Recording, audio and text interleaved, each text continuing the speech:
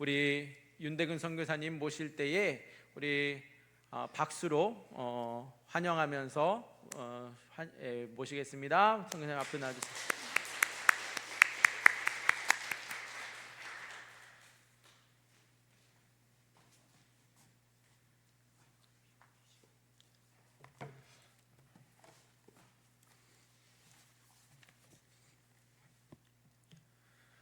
안녕하세요. 이렇게 귀한 기회를 주신 하나님께 또 장교회 감사의 말씀을 전해드립니다. 저는 목사님께서 소개시켜 준 것 같이 현재 볼리비아라는 나라에서 13년째 선교 사역을 감당하고 있습니다. 그래서 이번에 한국의 안식년을 맞아서 잠깐 2달 동안 나오게 되었는데 이렇게 저희가 하고 있는 그 사역과 또한 선교에 대한 그러한 비전을 나눌 수 있는 이 기회가 너무 저희에게 축복이고 은혜인 것 같습니다. 저희는 그 3명의 자녀가 있는데 그 큰 아들은 이제 13살이 되었고 이제 10살, 8살짜리 3남매가 있습니다. 그런데 어느 날 제 큰 아들이 저희 옛날 사진을 보다가 제가 어렸을 때 축구공을 갖고 있는 사진을 보더니 저한테 이렇게 묻습니다.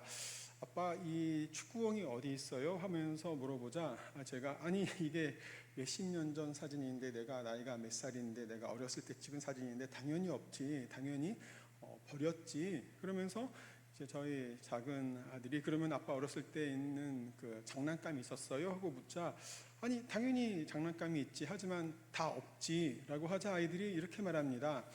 버리지 말고 이렇게 잘 간수해 두면 내가 갖고 놀 텐데 라고 말하자, 물론 얘기는 맞죠. 아이들을 위해서 장난감을, 제가 어렸을 때 놀던 장난감을 남겨두면 좋지만 사실 의미가 없죠. 시간이 가면서 이렇게 더 좋은 것이 나오기 때문이에요. 그래서 어느 상황까지 이르렀냐면은 이제는 아이들끼리 모여서 이런 말을 합니다.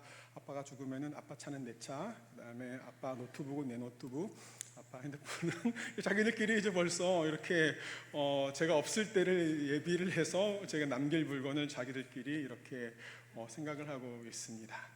여러분, 우리도 그 유산이라는 것을 생각할 때요, 저희 예를 들어서 우리의 부모님이라든가 할아버지, 증조 할아버지가 예를 들어서 땅이라든가 어떠한 큰 유산을 남겨주시면은 그 유산이 계속 이제 자손 대대로 유지되는 것을 볼 수 있고, 또 그 유산을 바탕으로 자녀들이, 후손들이 더 윤택한 삶을 살 수 있는 것을 보고 있습니다.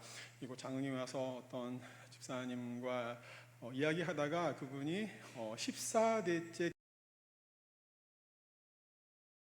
그 터전에서 이렇게 사업을 하시고 계속 그 땅에서 살고 계시다라는 말씀을 들으면서 와, 14대째라면은 몇백 년 전에 그 선친께서 오셨는가, 그것도 뭐 그 중간에 여러 가지 일이 있었을 텐데 그 자손들이 계속 그 땅에 산다는 그런 얘기를 들으면서 신선한 감정을 느끼게 되었습니다. 하지만 여러분들도 그런 축복이 있습니까? 여러분들도 이렇게 그 부모님이라든가 우리보다 이렇게 먼저 사신 저희 선친들 통해서 우리가 받은 유산이 있습니까? 제가 알기로는 우리나라의 부흥은 물론 뭐 부모님이 물려주신 것 유산들 이상으로 많은 어르신들이 정말 유교가 끝나고 힘겹게 땀을 흘리며 일하신 결과로 또 하나님께서 축복을 해주셔서 오늘날 우리가 이렇게 윤택한 상황에서 하나님의 축복을 누리며 살고 있음을 믿습니다. 그러한 면에서 오늘 하나님께서 아브라함을 부르시면서 그에게 복을 약속해 주셨습니다. 조금 전에 목사님께서 성도님들에게 이렇게 말씀하셨죠. 당신을 통하여 복을 얻을 것이라 라고 이렇게 인사를 하는 시간을 가졌었는데요. 그렇다면은 과연 하나님께서 아브라함에게 주신 복이 있는데, 아브라함이, 제가 아침에 좀 실수를 했는데 3,000년 전이 아니라 4,000년 전에 살았던 인물입니다. 4,000년 전에 살았던 인물이 받은 복이 오늘날 우리에게 무슨 상관이 있을까라고 우리가 질문을 할 수 있습니다. 마치 어린 시절, 호랑이가 담배 피던 시절처럼 과연 이렇게 오래전에 있었던 그 사건이 오늘날 우리에게 어떠한 영향을 미치고 거기에 대한 유산이 있을까? 여러분, 육적으로 우리가 아브라함이 우리의 믿음의 조상이라고 했을 때 우리에게 10원 한 장 하실 보탬이 되는 것은 없습니다. 하지만 그러함에도 불구하고 영적으로 우리가 아브라함의 믿음의 자손이라고 했을 때에 영적으로 하나님이 주시는 그 유산은 오늘날도 유효한 줄 믿습니다. 그것이 바로 우리가 누려야 될 진정한 축복이고, 그 축복을 우리만 받고 누리는 것이 아니라 우리는 다음 세대로 또한 모든 나라와 열방에게 나누어야 할 그러한 사명이 있습니다. 오늘 성경 말씀을 보면은 1절부터 3절에 이렇게 말씀하고 있습니다. 여호와께서 아브라함에게 이르시되 너는 너의 고향과 친척과 아버지의 집을 떠나 내가 내게 보여줄 땅으로 가라. 내가 너로 큰 민족을 이루고 내게 복을 주어 내 이름을 창대하게 하리니 너는 복이 될지라. 너를 축복하는 자에게는 내가 복을 내리고 너를 저주하는 자에게는 내가 저주하리니 땅의 모든 민족속이 너로 말미암아 복을 얻을 것이라 하신지라. 이 말씀을 통해서 하나님께서는 바로 아브라함을 통해서 하시고자 하는 그러한 사명을 보여주셨습니다. 그 사명은 바로 무엇이냐면은 내가 내게 보여줄 땅이 있다. 또 내가 너로 큰 민족을 이루겠다. 그리고 너의 이름을 존귀케 하여서 너로 많은 사람들이 복을 얻겠다라고 말씀하셨습니다. 즉 복이라는 것은 많은 사람들이 생각을 하기를 일상에 살 동안 건강하게 살면서 또한 이렇게 오래 장수하고 또 물질의 축복을 받고 그런 것이 이 세상에서 말하는 복이 될 수 있지만, 우리 그리스도인들에게 진정한 복의 의미는 이런 것들을, 물론 이런 것들도 포함을 하죠. 그것을 뛰어넘어서 거룩하신 하나님의 뜻이 우리를 통해 이루어지는 것이 진정한 복입니다. 하나님께서 아브라함에게 무엇을 약속하셨다고요? 그에게 땅을 약속하셨습니다. 또 두 번째로 무엇을 약속하셨다고요? 민족을 약속하셨습니다. 아무도 셀 수 없는 바다의 모래와 같이 또 하늘의 별과 같이 많은 그러한 자손들을 약속하시고 또 그에게 이름을 허락해 주셨습니다. 내 이름을 창대하게 하리라. 오늘날 전 세계에 있는 유대인들이 1200만 명이라고 합니다. 또한 오늘날 그 이스라엘이란 땅이 바로 오늘날 그 주권 국가로 존재를 하죠. 또 이스라엘이 지금 현재는 전쟁에 있지만 또 이스라엘이라는 중동의 유일한 민주주의 국가로서 아주 중요한 역할을 하고 있습니다. 하지만 이것이 다인가라고 했을 때에 여러분, 이 하나님의 약속은 현재 진행형입니다. 4000년 전에 약속하신 그 약속이 비록 아브라함이 죽었지만 계속 오늘날까지 하나님을 믿고 경외하고 그 말씀에 순종하는 자들을 통해서 계속 이루어지고 또 언젠가 이것이 성취될 날이 있다고 성경은 말하고 있습니다. 우리가 중학교 때 배운 것이죠. 나라를 구성하는 세 가지 요소가 바로 무엇이냐면은 땅과 바로 백성과 주권입니다. 한 나라가 세워지기 위해서는 큰 땅이 필요하죠. 큰 땅만 필요한 것이 아니라 또한 많은 사람의 그러한 백성이 필요합니다. 많은 백성이 필요할 뿐만 아니라 슬기롭고 정의로운 그러한 정치가들이 필요합니다. 이 세 가지가 같이 이루어질 때 한 나라가 구성이 되는데요.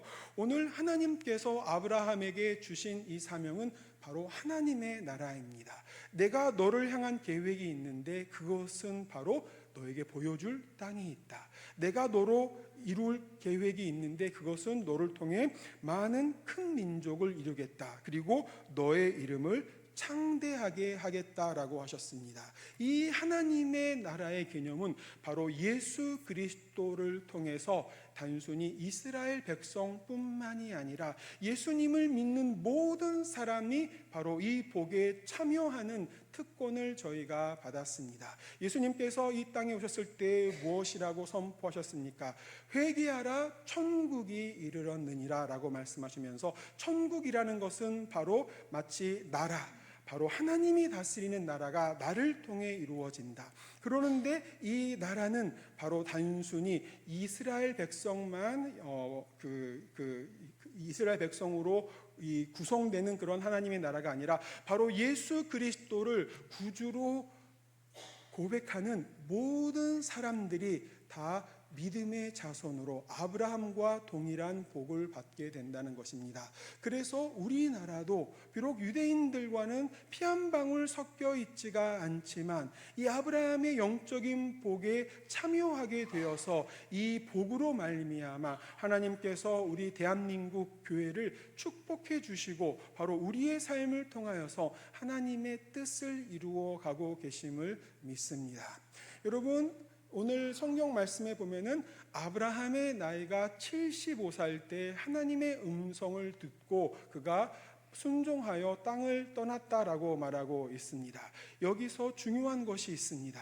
아브라함이 나이가 20살 때, 30살 때 내가 무엇인가 힘이 있고 능력이 있을 때 하나님이 네가 힘이 있으니까, 네가 똑똑하니까 너의 능력을 내가 좀 사용하겠다라고 해서 그를 부르신 것이 아니라 75세라고 하는 것은 할아버지죠. 이 할아버지한테, 자식 하나도 없는 할아버지한테 내가 너를 사용하여서 나의 뜻을 이루겠다라고 했습니다. 많은 사람들이 이렇게 말합니다. 하나님께서 아브라함을 부르신 이유는 성경에는 나와 있지 않지만 유대인들의 그러한 전통에 의하면은 아브라함이 영적으로 너무 탁월한 사람이어서 6살 때부터 하나님과 깊이 소통하는 그러한 아이여서 그가 75살이 되었을 때에 그러한 깊은 영성을 바탕으로 하나님이 그를 부르셨다라고 말씀하고 있습니다. 하지만 성경 말씀을 우리가 집중해서 보면은 하나님은 어떠한 유능한 사람을 부르는 것이 아니라 힘없고 연약하고 부족한 사람들을 부르셔서 하나님의 뜻을 이루십니다. 마치 창세기 1장에 보면은 빛이 없고 흑암이 있는 상태에서 하나님이 주권적으로 빛이 있으라라고 말씀하시자 하나님의 말씀에는 능력이 있어서 그 말씀대로 빛이 생기고 천지가 생겨진 것과 같이 바로 아브라함도 75세여서 아무런 인간적인 그러한 소망과 그러한 능력이 없지만 하나님께서는 그에게 말씀하십니다. 내가 너에게 보여줄 땅이 있다. 내가 너로 큰 민족을 이루고 내게 복을 주어 내 이름을 창대하게 하리니 너는 복이 될지라. 이 말씀을 들었을 때 놀라운 기적이 아브라함의 삶에 나타났습니다. 그것은 바로 아브라함이 육체적으로는 나는 힘이 없고 자녀가 없지만 하나님께서 나에게 말씀하신다면은 바로 하나님의 뜻이 나를 통해 이루어질 줄 믿습니다라는 그러한 순종함으로 그가 자기가 살던 땅을 버리고 하나님이 보여주실 그 땅으로 갔다라고 말하고 있습니다. 오늘날 우리가 선교를 한다고 했을 때 많은 청년들을 대상으로 힘이 있고 능력이 있고 대학 공부를 하고 어떠한 그러한 자격을 갖춘 사람들이 선교지에 나간다라고 말하고 있습니다. 하지만 영적으로 볼 때 무엇인가가 우리가 갖추었기 때문에 하나님께 드릴 수 있기 때문에 하나님이 우리를 사용하시는 것이 아니라 비록 내가 아무 힘이 없고 능력도 없다 할지라도 하나님께서 우리를 부르실 때에 그 능력으로 말미암아 하나님의 사명을 감당하게 되는 것이 우리의 진정한 복입니다. 아멘. 여러분들도 비록 내가 나이가 몇인데 어떤 라오스에 가느냐, 내가 나이가 몇인데 힘도 없다 하지만 우리의 힘과 능력이 아니라 바로 하나님께서 원하시는 것은 우리의 순종입니다.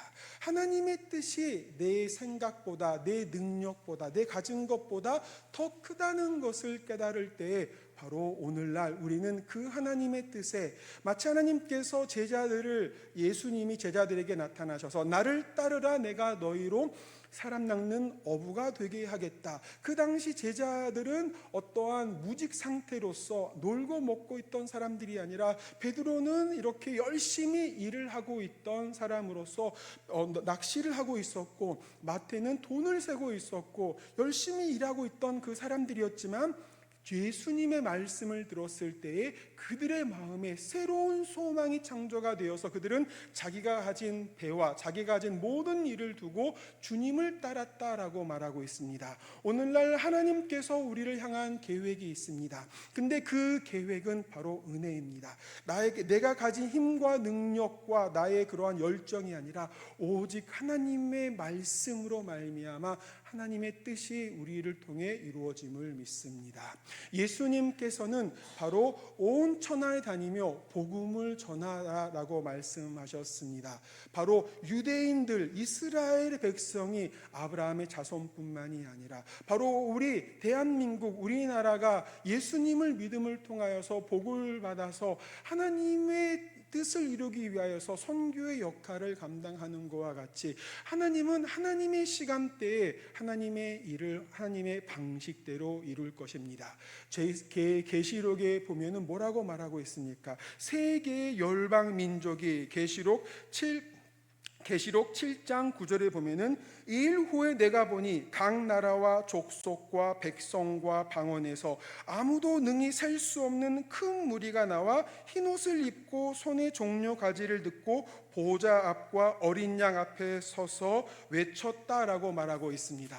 하나님께서 아브라함에게 약속하신 그 내가 내게 보여줄 땅은 바로 계시록에 보면은 새 하늘과 새 땅이다라고 말하고, 또 내가 너로 큰 민족을 이루겠다라고 약속하신 것은 오늘 계시록에 말씀하시는 것처럼 수많은 그러한 민족들과 열방과 방언에서 다 예수 그리스도를 찬양을 하며 나의 이름이 높여지는 것이 아니라 오직 예수 그리스도를 구주로 고백을 하며 찬양할 때에 바로 하나님의 뜻이 결국에는 이루어질 것입니다. 이 하나님의 뜻을 이루기 위하여서 하나님은 오늘 우리를 부르십니다. 그 부르심에 믿음으로 응답하는 주의 백성이 되기를 여러분들께 축원드립니다.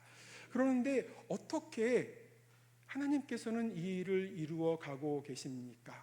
큰 백성, 큰 땅, 셀 수 없는 백성을 말할 때 여러분 딱 두 나라가 우리의 생각에 오죠. 어느 나라죠?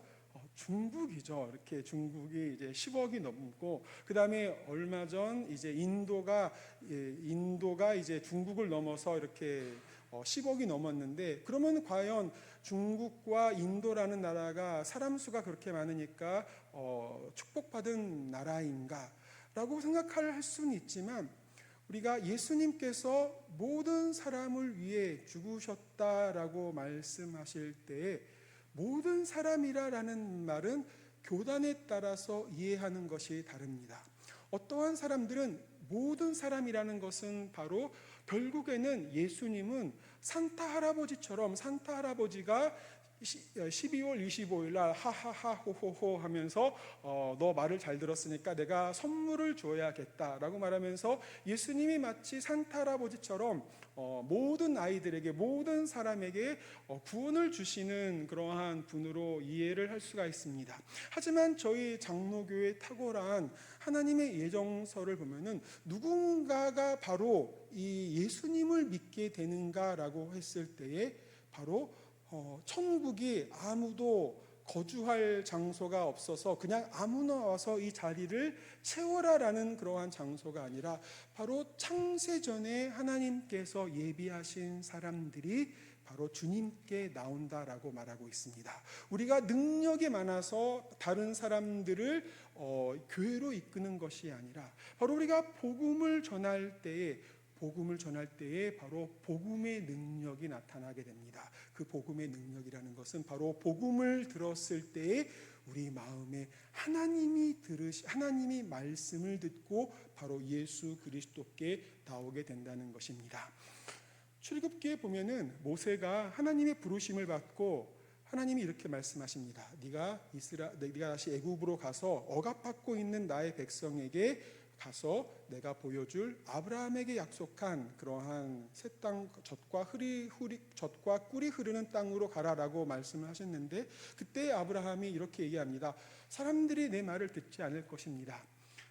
그럼 사람들이 내 이름을 당신의 하나님의 이름을 물어보면은 내가 뭐라고 말해야겠습니까? 라고 물어보자 출애굽기에서는 바로 하나님이 이렇게 말씀하십니다. 내 이름은 바로 스스로 있는 자다라고 말씀하셨는데, 이것을 쉽게 풀자면은 스스로 있는 자다라는 말은 모르면 바로 나다라는 표현입니다.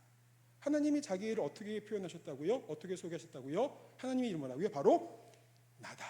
뭐라고요? 바로 나다. 여러분들이 만약에 오늘날에는 집 열쇠가 있어서 아무나 이제 번호를 누르면은 꼭 열쇠가 없어서 들어갈 수 있지만, 과거 한 30년 전만 생각한다 하더라도 여러분이 이제 저녁에 일을 하시고 집에 들어갑니다. 자녀분들이 있습니다. 문을 두들깁니다. 그러면은 안에서 누구세요라고 하죠. 그때 여러분들이 뭐라고 대답합니다. 바깥에서 뭐라고 말씀하시죠? 나다라고 합니다. 그러면 여러분 생각해 보십시오. 아무나 가서 문 두들리고 나다 그러면 자녀분들이 열어줍니까? 아니죠. 근데 왜 나다라고 하면은 자녀가 문을 열어주죠? 바로 음성을 듣기 때문입니다. 나다라고 할 때에 내 이름은 윤대근이다, 나는 몇 년생이고 바로 네 아빠다라고 말할 소가 필요가 없습니다. 나다라고 말할 때에 바로 사람에게는 이 음성을 통해서 바로 이분이 누구신지, 나의 아빠구나라고 인식을 해서 문을 열어주는 것과 같이 모세가 이스라엘 백성에게 가서 말합니다. 하나님께서 당신들을 부르십니다. 이 애굽 땅에 있는 것이 아니라 가나안 땅, 아브라함에게 약속하신 땅으로 가야 됩니다. 사람들이 묻습니다. 대체 그분이 누구시길래 우리가 이 땅을 버리고 가나안 땅으로 가야 합니까? 그때 모세가 말합니다. 하나님의 이름이 스스로 있는 자다라고 말씀하셨는데, 그 뜻은 바로 나다입니다. 그때 놀라운 일이 일어났습니다. 이스라엘 백성이 바로 그 음성을 듣고 예배했다고 말하고 있습니다. 바로 나다. 우리 안에는 영적인 부분이 있습니다. 그 영적인 부분이라는 것은 바로 하나님의 음성을 들을 때에 그 음성이 하나님께로 온다라는 것을 우리는 인식할 수가 있습니다. 여러분, 제가 볼리비아에서 전도를 하고 교회를 개척을 해서 사람들을 모으는데 여러 가지 고민이 있었습니다. 대체 어떠한 사람들이 교회에 나올까? 내가 어떠한 프로그램을 해야 사람들이 교회에 나올까라고 고민을 하다가 한류의 열풍이 강해서 그러면 이거 다 라면을 끓여주자라고 말해서 이제 청년들한테 가서 라면 끓여주고 한국말 가르쳐주고, 그 다음에 이 청년들 대상으로 밥을 사주고 또 심지어는 돈도 빌려주고, 여러분 밥 사주고 돈도 빌려주고 라면도 끓여주고 한국말도 가르쳐주면은 교회 나와야 돼요, 안 나와야 돼요? 아무도 여러분 그건 나와야죠 당연히. 근데 안 나와요. 아니 내가 투자한 돈이 얼만데 나와야지.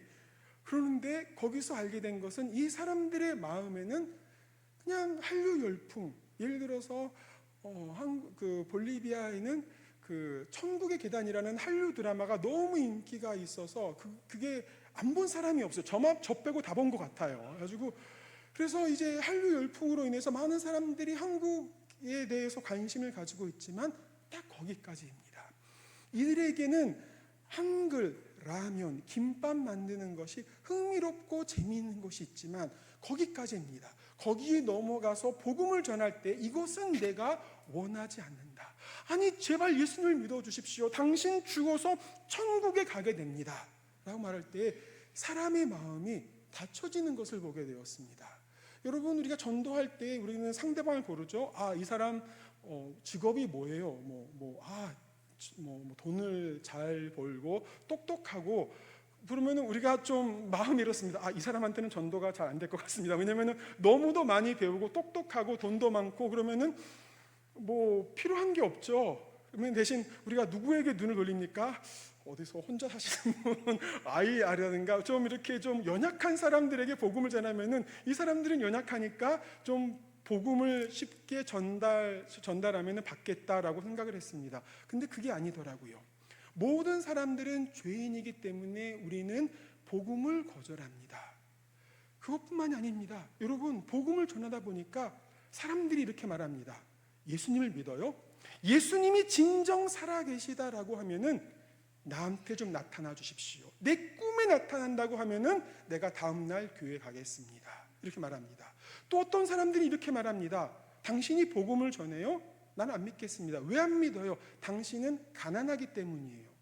가난한 거하고 복음 믿는 거하고 무슨 상관입니까? 당신이 가난한데 당신이 예수님 믿고 부자가 되면은 그때 와서 예수님 믿으세요. 부자 되세요. 그럼 내가 교회 가겠습니다. 아니, 당신 매일매일 교회 가고 예배 드리고 하는데 당신 그렇게 가난한데 어떻게 나한테 교회 가라고 말하겠습니까? 벙쪄서 우십니다. 그렇게 그런 얘기를 들으신 분이. 또 어떤 분들은 복음을 전하면은 어떠한 일이 일어나는 줄 아십니까? 하나님, 내가 교회에 나가고 신앙생활을 하려면은 하나님이 나한테 사죄해야 된다. 하나님이 당신한테 왜 미안하다고 해야 돼요? 하나님이 정말 살아계시면은 나한테 어떻게 이러한 일을 허락하셨느냐? 내가 이러한 병을 갖고 내가 이러한 가난과 내가 이러한 어려움을 겪게 됐는데 어떻게 하나님이 좋으시다면은 나에게 이러한 것을 허락하셨는가? 바로 하나님이 나한테 미안하다, 내가 무책임했다라고 말씀하시면은 내가 한번 예수님을 믿을 수 있을지 생각해 보겠다라는 그런 분들이 있습니다. 여러분들, 이 자리에 나오게 된 게 기적이고 은혜입니다. 아멘. 주일날 아침에 아무거 할 것도 없어서 이 교회 나오신 분 있으십니까? 아멘. 없죠. 얼마나 할 게 많고 봐야 될 아침 드라마도 많으니까. 그러함에도 불구하고 하나님이 우리를 부르십니다. 그 부르심은 마치 목사님이, 마치 교회에 있는 성도님들이 뭔가 쇼를 하기 때문에 뭔가 이렇게 좀 보러 와야겠다가 아니라 바로 부르심입니다. 볼리비아에서 전도를 할 때 제가 어떠한 경험을 했냐면은, 볼리비아는 택시가 없어요. 택시가 없다라는 말은 뭐냐면은 모든 차가 다 택시입니다. 그냥 뭐 이렇게 사람들이 이렇게 살다가 그냥 일상생활을 하다가 좀 시간이 난다 그러면 돈을 좀 벌어야겠다라고 하면은 이제 유리창에다가 택시라는 그런 글자를 붙입니다. 그러면은 그때부터 택시고, 뭐 택시 돈 계산하는 메터기도 없습니다. 그냥 대강 저기까지 가려고 하는데 얼마 그러면은 그냥 그렇게 데려다 주고는 합니다. 그러다 보니까 제가 처음에 볼리비아 가서 차가 없었을 때 택시를 타고 가야 되는데 저녁인데 뭐가 택시인지 어느 게 승용차인지 구분이 안 갑니다. 그러니까 다른 선교사님이 이렇게 말씀해 주더라고요. 여기 볼리비아에서는 이렇게 해야 돼. 무조건 손을 들라고 하더라고요. 예? 그래가지고 저녁에 가서 뭐가 택시인지 뭐가 일반 차인지 구분이 안 가면은 무조건 손을 들면은 택시면은 자연히 앞에 쓴대요. 하지만 택시가 아닌 것은 그냥 지나간다고 하더라고요. 그래서 신기해서 저녁에 아무것도 없지만 손을 들면은 신기하게 차가 쓰는 것을 보게 되었습니다. 우리가 피 묻은 복음을 전할 때에 비슷한 기적이 일어납니다.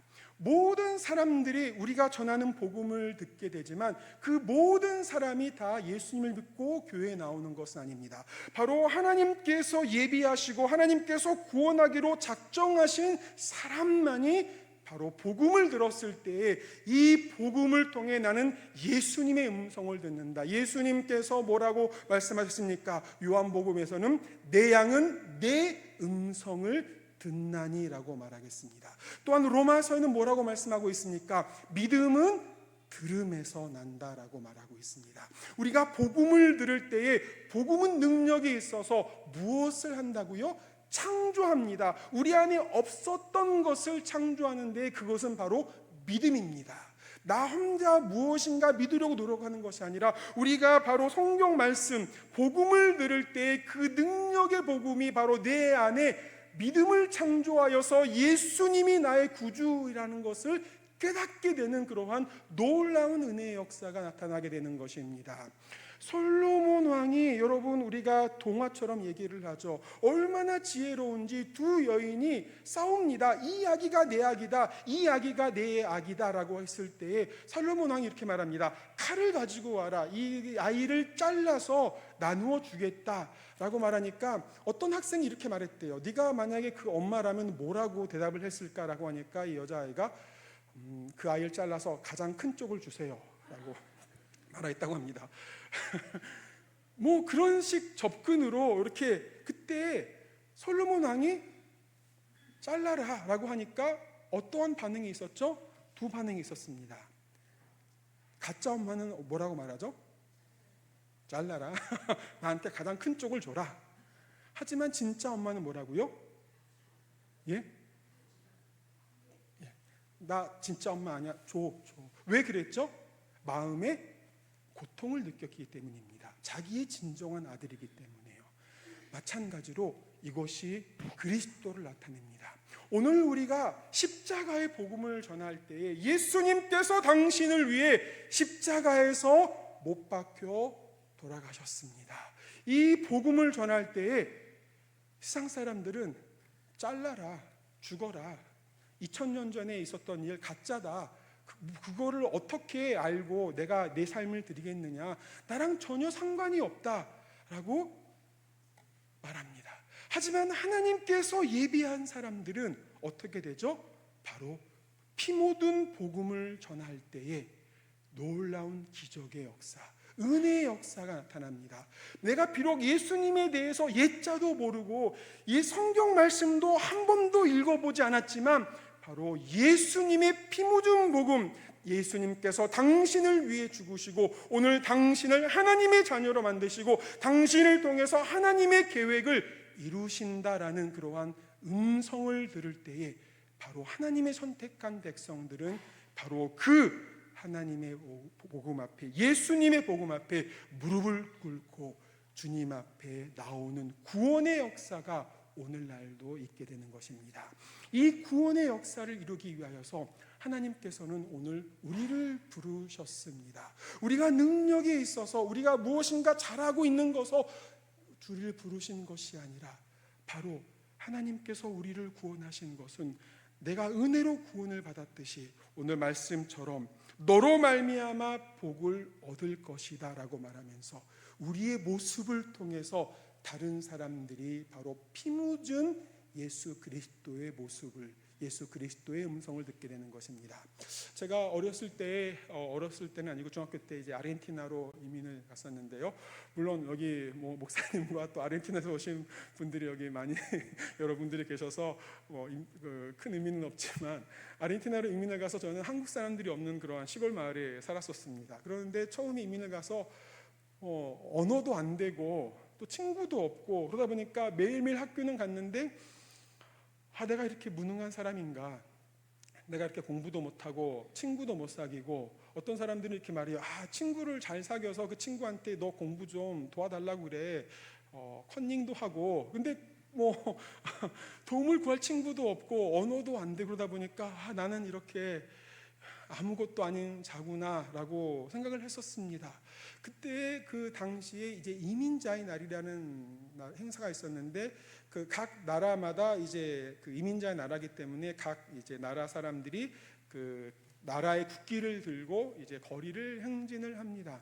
그때 저보고 태극기를 들고 시내 행진을 하라고 하더라고요. 그래서 저는 다른 사람을 불러, 나는 공부도 못하고 나는 언어도 안 되고 나는 아무것도 아니야, 나는 뭐 한국에서 뭐 잘생긴 사람, 공부 잘하는 사람, 똑똑한 사람이 해야지, 나는 한국을 드러낼 뭐 아무 그러한 것이 없어라고 해서 했는데 뭐라고 저한테 말하냐면은 너밖에 할 사람이 없다, 너 혼자 한국 사람이다 라고 말하더라고요. 그래서 저는 아무것도 아니지만 뭐 마치 금메달을 딴 것처럼 한국을 대표하는 그러한 일을 몇 년 동안 중고등학교 다니는 일을 했었습니다. 아까 말한 것처럼 이 세상 사람들은 말합니다. 예수님이 나타나면 내가 믿겠다, 예수님이 꿈에 나타나면 믿겠다, 예수님이 뭔가 기적을 하면 나타나겠다. 하지만 그런 기적은 나타나지 않습니다.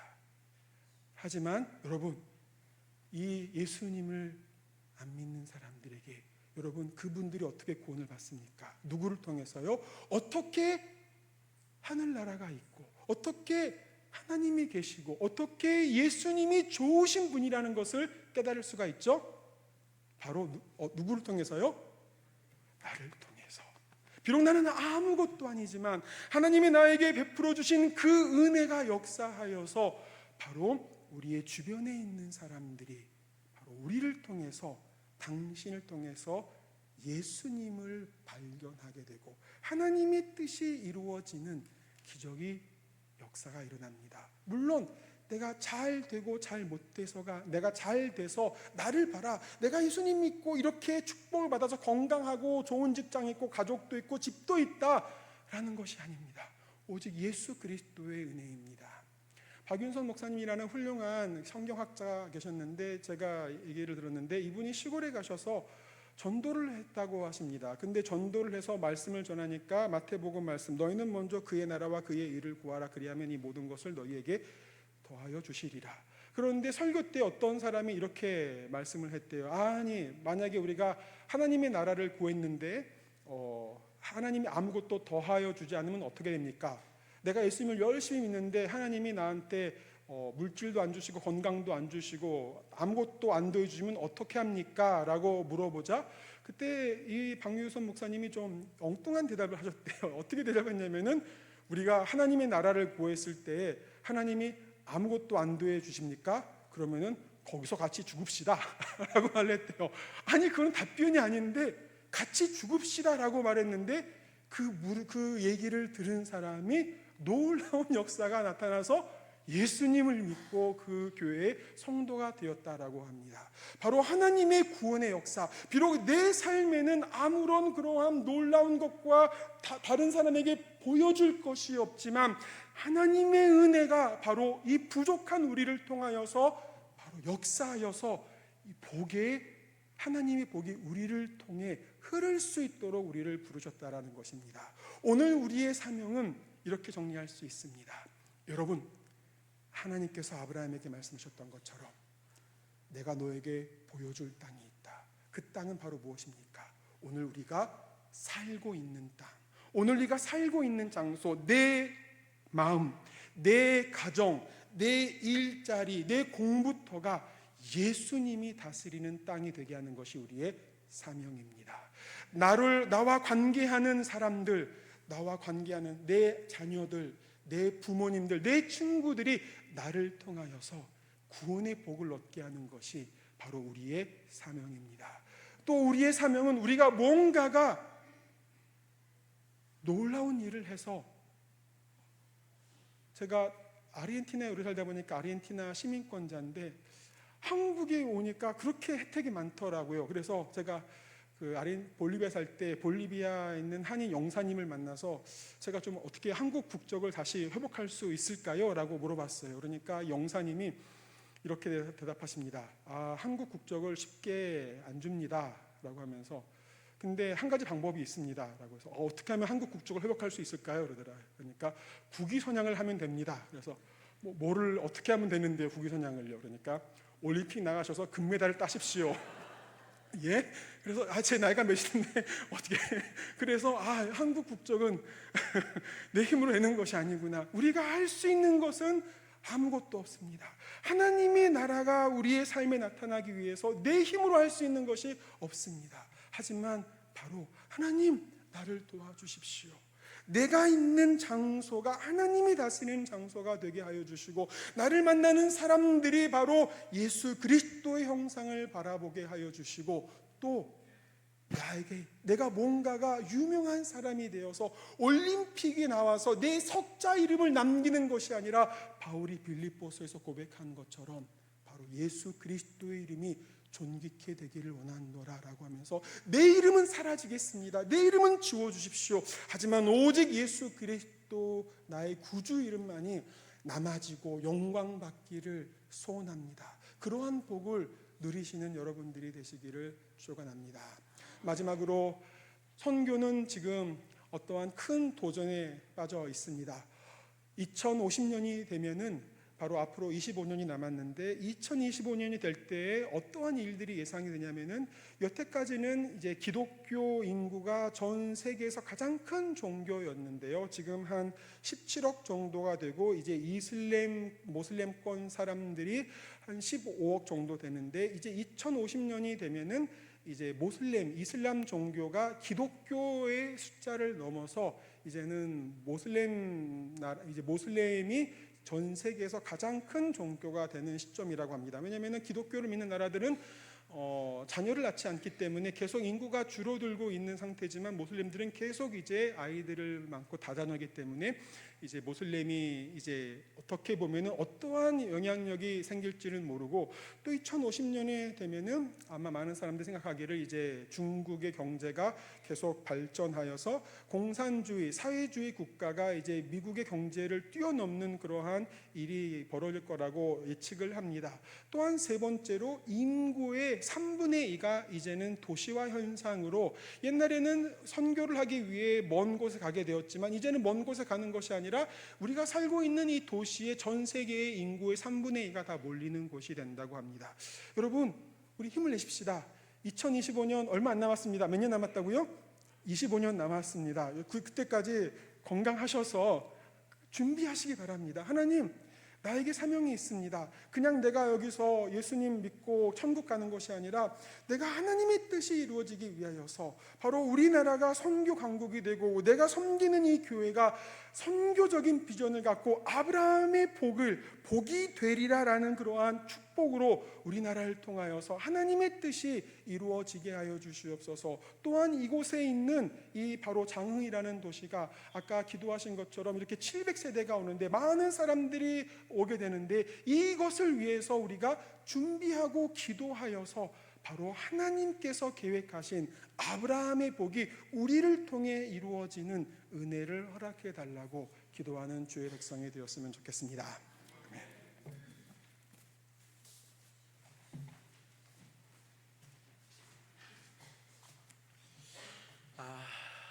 귀한 말씀 감사합니다. 우리 선교사님을 우리가 또 기도로 축복하며 하나님께서 그 사명의 땅 볼리비아로 보내셔서 이루신 일들, 또 앞으로 계속 이루어 가실 일들, 하나님 우리도 함께 동역하겠습니다. 우리도 함께 기도로 우리 선교사님께 힘을 보태겠습니다. 하나님 우리 선교사님을 위로하시고 그 사역 위에 하나님 기름 부으셔서 그 땅 위에도 하나님의 나라가, 그 민족에게도 하나님께서 우리에게 부어주신 그 은혜가 우리 선교사님을 통해 흘러가게 하여 주옵소서. 우리 이 시간 짧지만 우리 이 선교사님의 그 사역과 볼리비아 마라나타 교회를 위해서, 선교사님의 가정을 위해서 주여 함께 해주면서 기도합시다. 주여.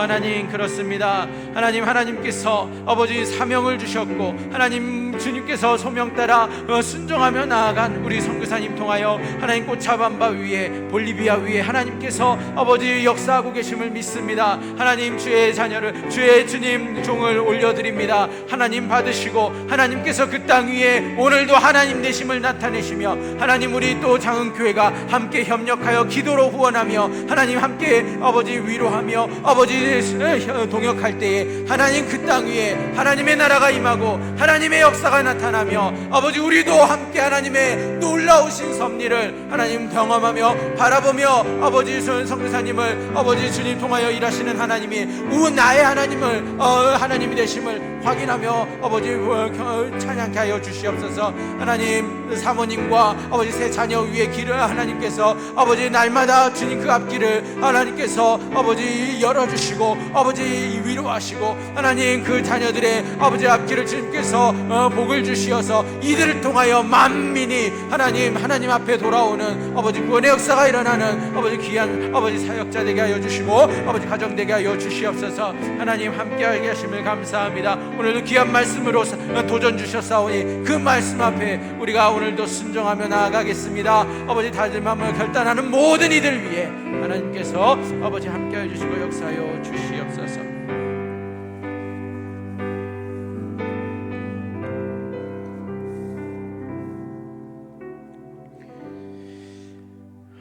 자리에서 일어나셔서 우리 결단으로 찬양합니다.